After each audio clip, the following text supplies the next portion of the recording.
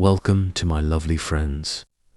What if I told you about the man who created Hyundai, one of the biggest car companies in the world? Once worked on muddy fields with no shoes, never went to college, and was so poor he couldn't afford a train ticket. So he ran 120 kilometers on foot just to chase a dream. This is not a motivational speech. This is not fiction. This is real. Today you will hear the story of a boy who had nothing and built everything. A boy who had no money, no education, no power, but had one thing that changed his life. A decision to never stop trying. But why should you listen to this story? Because this is not just about business. This story will teach you how to fight when life hits you hard, how to believe when nobody believes in you, how to stand alone when the world shuts the door. And yes, this story will also improve your English. How? Because you are not just watching English. You are feeling it. You are living inside a story. That's the secret to fluency. Not grammar books, not boring vocabulary lists, but real stories with real emotion told in easy, clear, and powerful English. So listen closely, because this video might not just teach you English. It might change your life. Now, let's begin the story of the man who started it all. Part 1. The boy who had nothing. Let's go back. The year is 1915. We're in a small, poor village in North Korea. Yes, before Korea was divided. A boy named Chung Ju-Yung is born into a family of farmers. They grow rice. They live in a straw roof house. They eat simple food, sometimes not enough. He is the eldest son in the family. That means he must help at the field every day. No shoes, no toys, no time to dream. From age 7, he carries water, cuts grass for cows, and helps plant rice. His father is strict and believes in one rule: work hard, don't dream. A farmer's son must become a farmer. But little Chung was different. Even as a child, he wanted more. He would stare at the mountains and think, is this all there is to life? When he was around 14 years old, he had a dream. He wanted to study, go to school, learn math, and become a teacher. So one day he secretly left home and walked miles to enroll in a school. But his father found out, and in anger he dragged him back to the farm. Stop dreaming, his father said. Dreams don't feed hungry mouths. This was the first time life told him, stay small. But something inside Chung refused. A few years later, he tried again. He left home with only a little money and a big dream. This time, he wanted to go to the city, Seoul. But he didn't have enough for a train ticket. So, what did he do? He ran, yes, 120 kilometers on foot. No phone, no food, just the belief that there's more beyond those rice fields. When he reached Seoul, he found a job at a construction site. He worked with bricks and cement from sunrise to sunset. His hands bled, his back hurt. But every night, he told himself, one day I will not just build houses, I will build something much, much bigger. After months of hard work, he saved enough money to start something small. With a partner, he opened a tiny rice shop. It was his first taste of business. But one day, his partner stole all the money and disappeared. He lost everything. Many people would have gone back to the village, but not Chung. He wiped his tears and said, money can be taken, but not my fire, not my vision. He started over from zero again. Over the next few years, he worked any job he could find, carrying bricks, delivering salt, fixing bicycles, cleaning shoes. He watched, he listened, he learned, not from books, but from life. Slowly, he understood how business works, how people think, how to earn respect, not just money. Finally, in the 1940s, Chung opened a small construction business. He built roads and repaired bridges. Even the government started noticing his work. And then World War II ended. Korea was in pieces, broken, divided. But Chung saw an opportunity. Where others saw ruins, he saw future roads. Part 2. Building from ashes. The birth of Hyundai. We ended part 1 with Chung Ju-Yung opening a small construction business. But let's not move too fast. Because the world he was stepping into, Korea in the 1940s, was not a world full of hope. It was a country that had just been freed from Japanese control after decades of occupation. But freedom didn't feel like freedom. The country was broken, poor, ruined. No proper roads, no clean water, no big companies, no system. Korea was like a body with a heartbeat but no bones. But where others saw nothing, Chung Ju-Yung saw possibility. He believed if the country is broken, then we must rebuild it. We the people must become the builders. Step 1. In 1946, when he was around 31 years old, he officially started his company. He named it Hyundai, which means modern in Korean. Think about that. A man who grew up in the rice fields barefoot, without education, started a company called Modern. He didn't just want to build roads, he wanted to build the future. At first, Hyundai was just a small construction firm. They built roads, bridges, repaired buildings, mostly small jobs, but his mindset was always different. Most people would say, "We're too small to take on big projects." But Chung said, "We are small because we never take on big projects." He started bidding for bigger jobs. He took risks. He hired people smarter than him. And he watched everything like a hawk. He didn't sit in an office. He visited construction sites himself. He talked to workers. He checked every stone, every brick. He believed if you build something, it must be strong enough to carry the future. The Korean War. In 1950, the Korean War began. North versus South. Brother against brother. Cities burned. Thousands died. For many businesses, it was the end. But for Chung Ju-Yung, it was the beginning of something massive. He didn't run. He didn't shut down Hyundai. He looked at the destruction and thought, the country will need roads again. The country will need buildings again, and I will be the one to build them. He started working with the South Korean government, helping to rebuild key infrastructure. His workers were not just laborers. They were rebuilding their own homeland.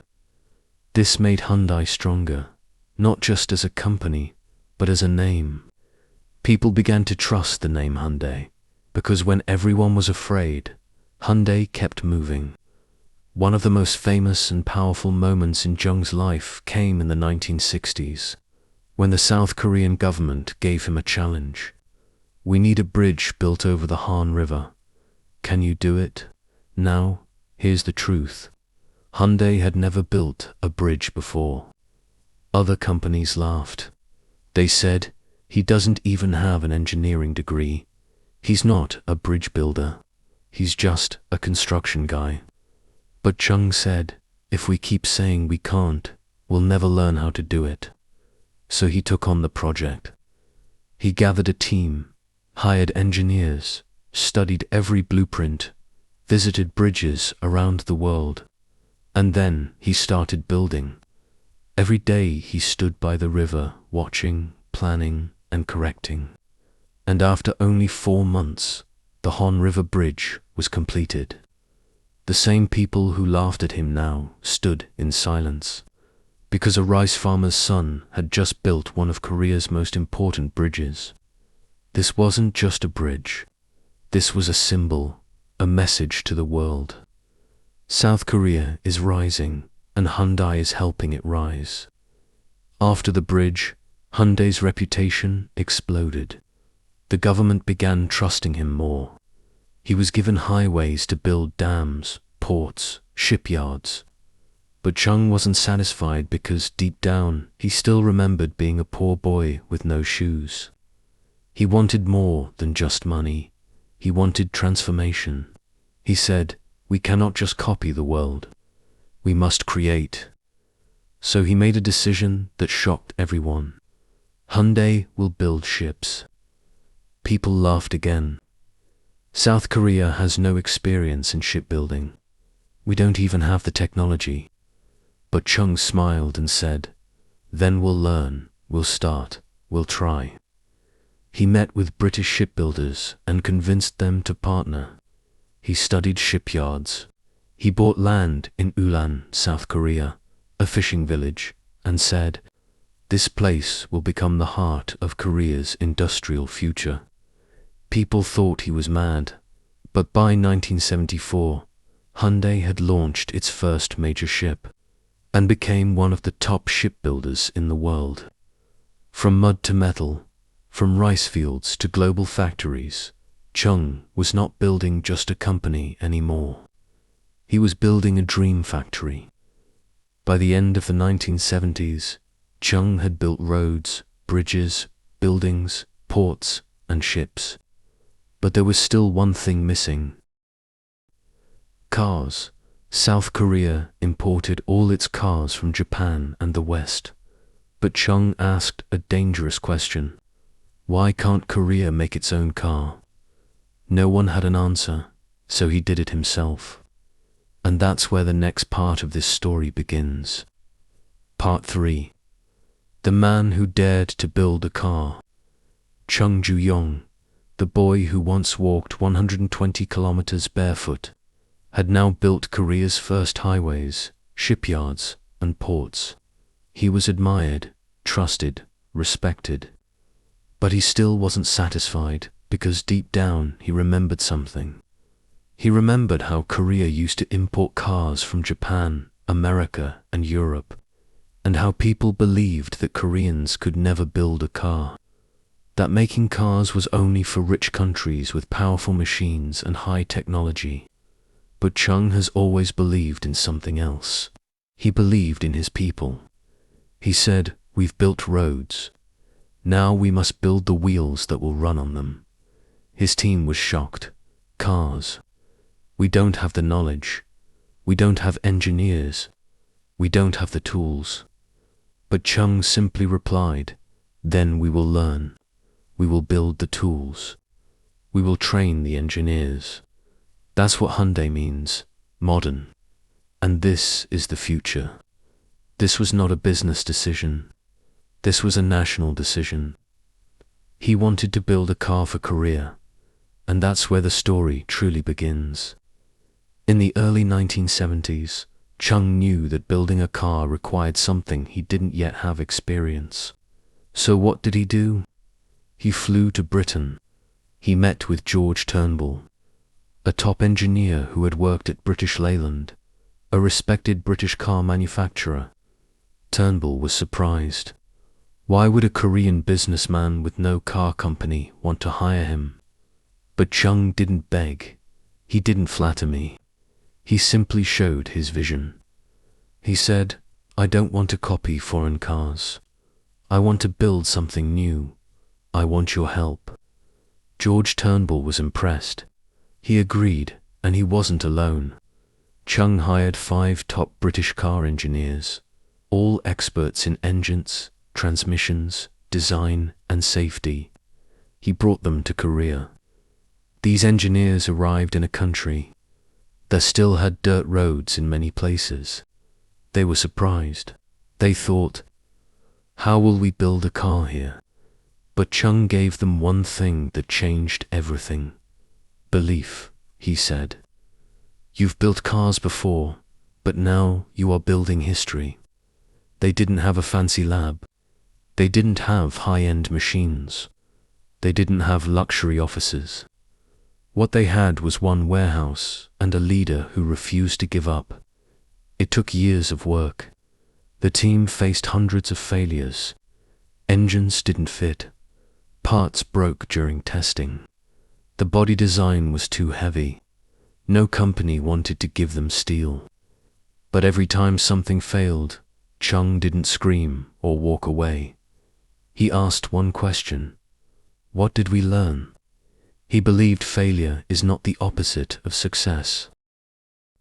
It is the path to success. In 1975, after many long nights, arguments, experiments, and moments of despair, it happened. The Hyundai Pony was born. It was Korea's first national car. A small, affordable, simple vehicle. Not beautiful like a Mercedes, not fast like a Ferrari, but proudly Korean. When the first Hyundai Pony was unveiled in Seoul, the crowd went silent, and then they clapped, cheered, and cried. We can do it. We are not small anymore. But creating the pony was just the beginning. The real battle began when Hyundai tried to sell cars outside Korea. The big global car companies like Toyota, Ford, GM, Honda laughed. They said, "Korean cars, please. They're toys." But Chung had heard this before. When he built bridges, they laughed.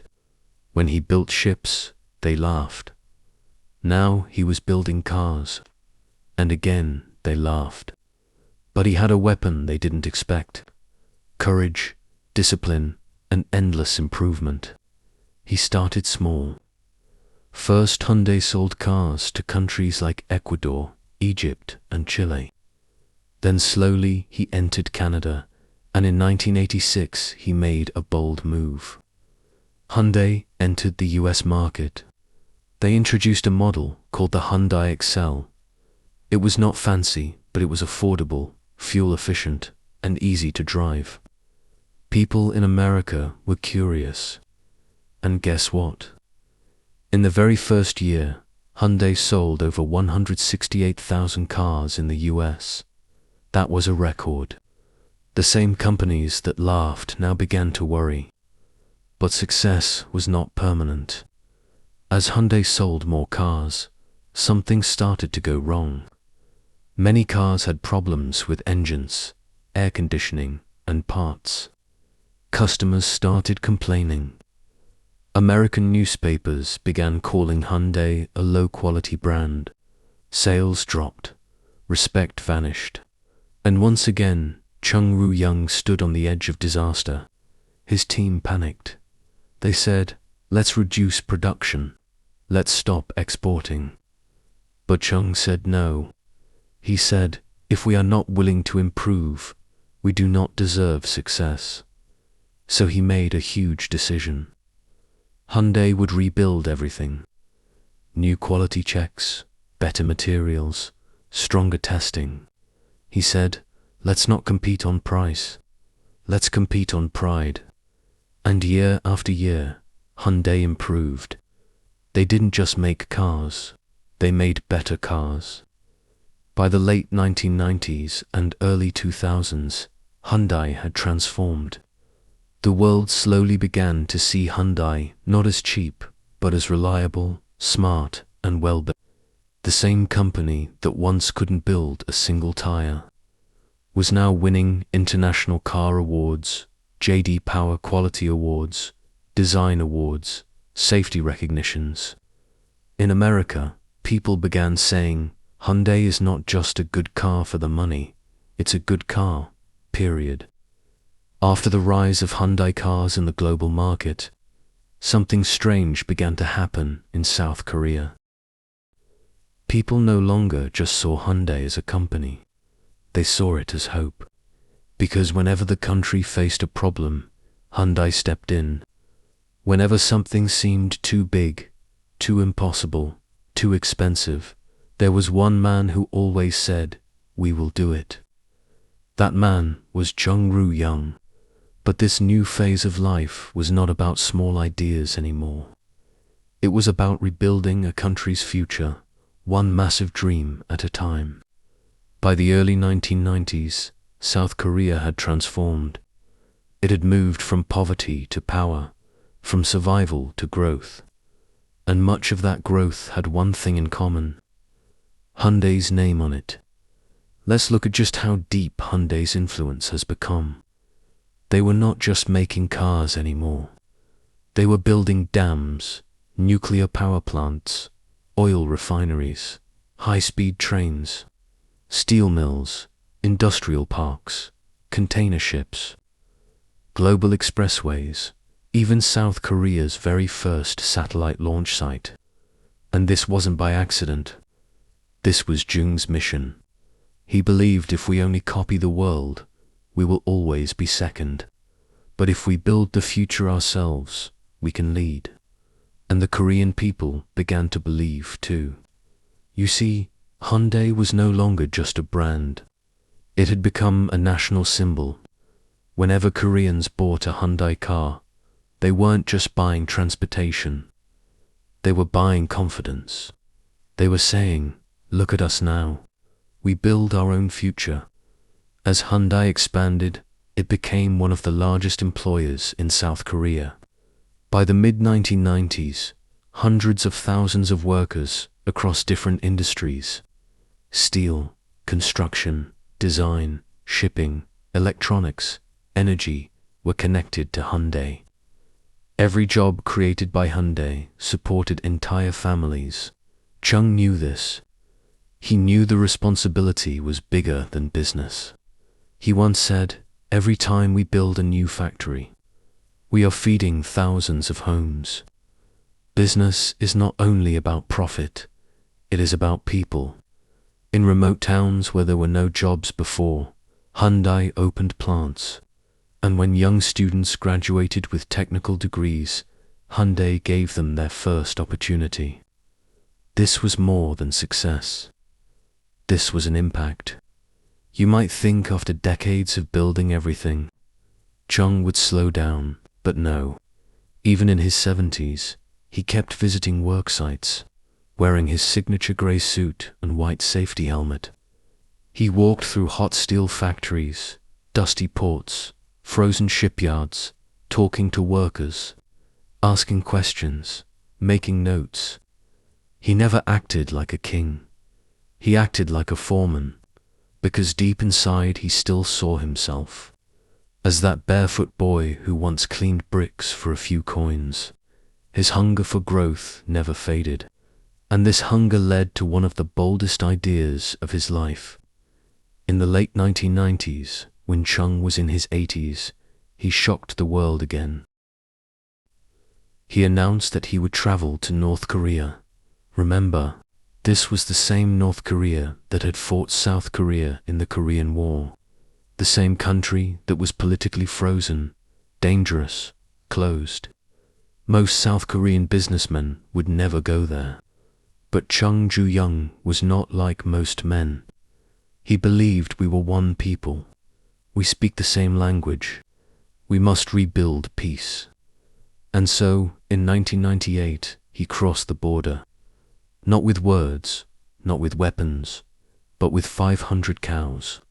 Yes, 500 cows. Why? Because he said during the war, North Korea had taken cows from his family's land. So now, in peace, he was returning the favor. Not with anger, but with forgiveness. It was not just a political move. It was a human move. News channels around the world showed the image of trucks filled with cows crossing the DMZ demilitarized zone, led by an old man in a suit. It was powerful. It was emotional. It was unforgettable. That one act opened a small door between North and South, and it was Hyundai's founder who turned the key. In the final years of his life, Chung started stepping back from day-to-day operations. But he never stopped thinking. His diary, written in simple Korean, showed pages filled with thoughts, ideas, plans. He still visited his offices, still asked about construction projects. I still studied world markets, but his body was weakening. His health was fading. And slowly, the man who once worked 18 hours a day, who once ran for 120 kilometers barefoot, now walked slower. But his mind is sharp as ever. He knew time was short. So he began writing letters to his sons, his board members, and his country. He reminded them, never be satisfied with what you've built. Keep asking, what can we build next? In 2001, at the age of 85, Chung Ju-Yung passed away peacefully. The boy from the village was gone, but what he left behind could never be buried. After his death, South Korea declared a national moment of silence. TV stations paused. News anchors cried. Even his competitors stood up to honor him. Why? Because Chung Ju-Yung was not just a businessman. He was a builder of dreams. A man who proved that you don't need a college degree to change the world. You don't need permission to build something great. You don't need to be rich to become the foundation of a country's pride. He started life with nothing but dust on his feet and fire in his chest. He ended life with factories, ships, highways, satellites, and the love of millions. And today, the name Hyundai travels on roads across the world, in the US, in India, in Europe, in Africa, because of the fire he carried inside him. Part 4, The Empire After the Builder and the Eternal Spirit of Chung Ju-Yung. After Chung Ju-Yung passed away in 2001 at the age of 85, the nation of South Korea did not simply lose a businessman. They lost a father figure, a symbol of resilience, a man who had been there through war, hunger, failure, yet never backed down. His funeral was attended not just by CEOs, but by workers, farmers, engineers, politicians, shopkeepers, mechanics, ordinary people. Some brought flowers, others brought letters. Many brought nothing, only tears, because they knew that without this man, their country might have taken a very different path. The first months after his death were filled with tension inside the Hyundai Group. The empire had grown so large: construction, cars, electronics, steel, banking, even shipping. And now the leader is gone. People asked, who will lead? Will Hyundai survive? Will it break into pieces? In truth, Hyundai was already changing. The Korean government had introduced new rules to reduce the power of large family-owned business groups called chaebols. Hyundai, being one of the biggest, was asked to restructure. So, after Jung's death, his sons and executives made a bold decision. Hyundai would break into multiple companies, each with its own leadership and focus. This was painful, but it was also necessary. Why? Because Jung's dream was not about one man holding everything. His dream was growth, innovation, and freedom. So Hyundai split into many companies. Hyundai Motor Company Cars, Hyundai Engineering and Construction Infrastructure, Hyundai Heavy Industries Shipbuilding, Hyundai Steel Materials, Hyundai Mobis Car Parts, Hyundai Rotem Trains and Military Equipment. And slowly, each of these companies began to stand on their own feet. They honored the founder not by copying him, but by continuing his spirit. Of all the companies in the Hyundai family, the motor company carried the deepest emotional weight. It was the car that made South Koreans believe in their own strength. So Hyundai Motors began a massive transformation. The world still remembered the older image. Hyundai cars were cheap but low quality. But now the company wanted to do something bold. They didn't just want to survive, they wanted to lead. They invested heavily in design, bringing in top designers from Germany and the US. Technology developing hybrid, electric, and hydrogen-powered vehicles. Safety earning top ratings in crash tests. Branding changing Hyundai from cheap and basic to smart and modern. They opened research centers in South Korea, the US, Germany, and India. They created luxury brands like Genesis to compete with Lexus, BMW, and Mercedes. They entered Formula One technology partnerships, proving their cars were not just reliable, they were high-performance machines. And by the mid-2010s, Hyundai was no longer a joke in the car world. It was a giant. Today, Hyundai sells cars in over 200 countries. It ranks among the top 3 car manufacturers in the world. When combined with its partner company, Kia, and none of it would have existed without the courage of one man. After his death, universities around the world began studying his life. Business schools taught students about his leadership. Leadership experts wrote books on how he took responsibility during crisis, led from the front, took impossible risks, believed in his workers, trusted effort more than talent, and most importantly, never forgot where he came from. Let's not forget, this man had no college degree. He had no investor. He had no background in engineering. He built roads without studying civil engineering. He built ships without shipbuilding experience. He built cars without being an auto expert. He even visited North Korea and tried to reunite divided families without being a politician. Why? Because he believed in human potential. And today his story is told in classrooms not as a story of business, but as a story of vision, grit, sacrifice, and humanity. Here are the final messages people took from his life. 1. You do not need permission to dream. Chung didn't wait for the world to allow him to succeed. He chased trains, knocked on doors, failed again and again, and kept walking.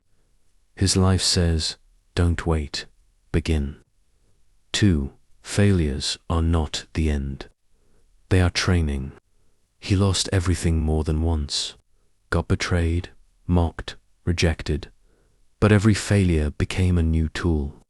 His lesson: if you're afraid of failure, you're afraid of growth.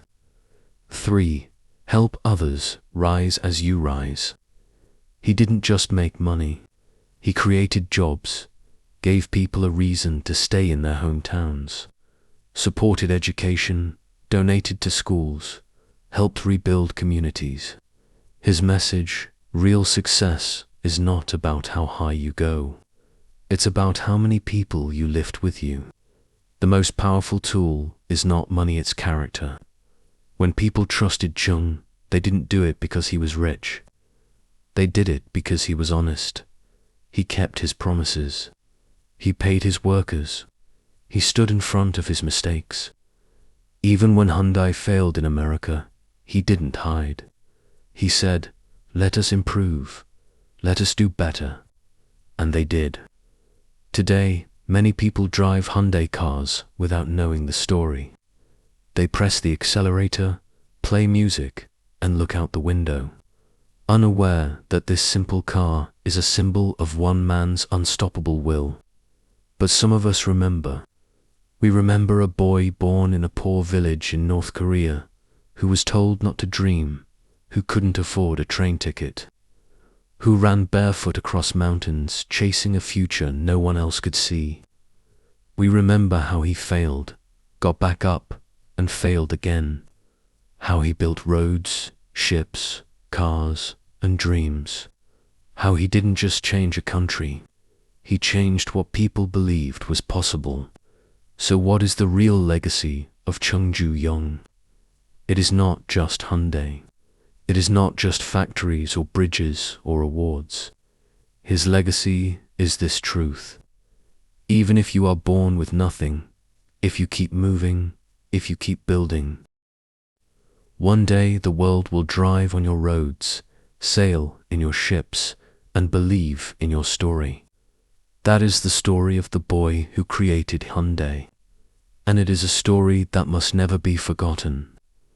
Let this be more than a video. Let this be a message. If you have a dream, fight for it. If you have a setback, rise again.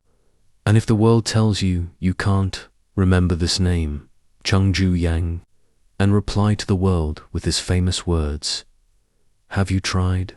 And now, before we close this story, let's look at what Hyundai has become today. The company that started with nothing, not even enough money for a train ticket, is now one of the biggest companies in the world. Today, Hyundai is worth over $50 billion. Its cars run in more than 200 countries. Its factories give jobs to over 250,000 people around the globe. And Hyundai has built some of the most expensive and advanced ships in the world, including massive container ships, high-tech oil tankers, military vessels, and their luxury car brand, Genesis. It now competes with Mercedes-Benz, BMW, and Lexus, and wins international awards. All of this he'd started from a boy with no shoes. This is not just the story of a man. This is the story of what is possible.